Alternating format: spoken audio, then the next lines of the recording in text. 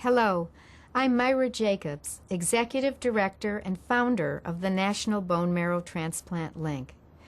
We provide information and support regarding bone marrow stem cell transplants. Our focus is to assist transplant patients and their families through education and support. The National Bone Marrow Transplant Link is pleased to present the following film, The New Normal.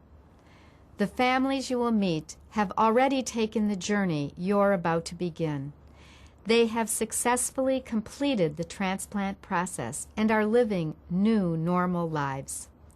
Although no film can fully prepare you for what lies ahead, we hope the new normal will help reduce your fears by providing greater understanding and encouragement.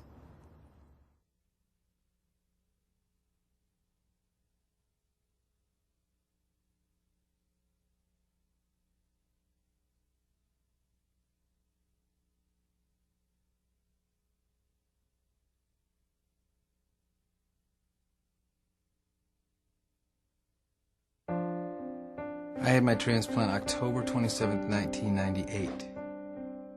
I had my stem cell transplant on September 2nd, 1998. I had my bone marrow transplant on January 31st, 1996. I had my transplant on September 7th, 1995. I had my transplant on February 7th, 1992. I had my transplant on November 18th, 1991.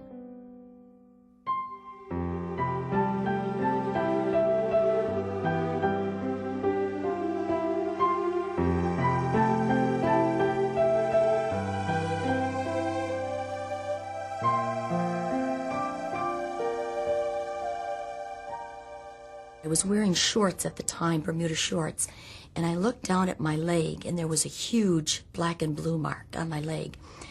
And that just sent a signal to me. I couldn't account for how that had gotten there. I had absolutely no symptoms of being sick or having any disease or any medical problem. I had had my annual physical, which is a requirement at General Motors for all of our executives. And he picked up a slightly lowered white count when he did the blood workup. What happened was I started to experience some double vision, and I decided to have my eyes checked, and then it just kind of went from there that she didn't really want to make the diagnosis without having me see an oncologist, so then we went to the oncologist and he did the bone marrow aspiration. When you're told you have a diagnosis of leukemia, you don't really hear any subsequent words about cure rates or treatment or anything. You just immediately go from here to not being here. I did what any tough-minded, strong-willed executive might do. I fainted. I fell dead to the floor. I did not know what an oncologist was. I had never been associated with cancer. I was devastated. I got home, and Mike was there with Amber. He knew. When I opened the car door, he said, opened the door, he says, "Well, how'd it go?" I mean, he could tell I'd been crying, and I dropped in the yard in his arms. I think people going through this kind of catastrophic situation, perhaps they tend to think, as I did, that my situation is unique. I'm not so sure that that's true. I think there are more things in common than not in common. And so I think there's much to be gained from knowing what to expect. When you receive that kind of diagnosis, your world is turned upside down just instantly. The first emotional reaction is, at least for me, was overwhelming fear. And I just remember feeling as though the top of my head was going to explode. I could actually feel heat at the top of my head, like the top would just blow away. It's kind of funny. I was stretching to go for a run. That'll teach me. And I felt this big lump. I finally went and got it checked. I mean, you go from one life of no doctors, no clinics, no nothing, and then you're thrown into this really almost physically parallel world of just doctors and clinics and appointments, and that's where I went from one 30-second phone call to another.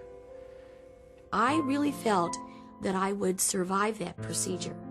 However, I also knew that I could reduce my anxiety by making preparations for various scenarios that might occur. But then I really quickly moved into a survival mode.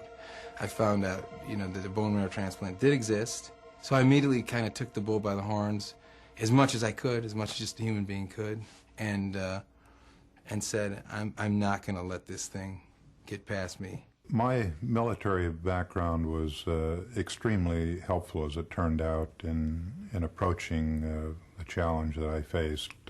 It's akin to a war when you are diagnosed with this kind of a disease. You've got to bring to bear all of the resources possible. You've got to understand all the risks. My daughter was my inspiration. She was the reason that I did my transplant, because I didn't want her to grow up without a mommy, and only being 3, she would have never remembered me. She just gave me the will to keep fighting no matter what happened. The things I worried about, the things that I feared more about were what if the worst were to happen? What then would happen to my family? We never had a doubt as to what our course of treatment would be. The children were all small then, and we said, definitely, we're going with the bone marrow transplant.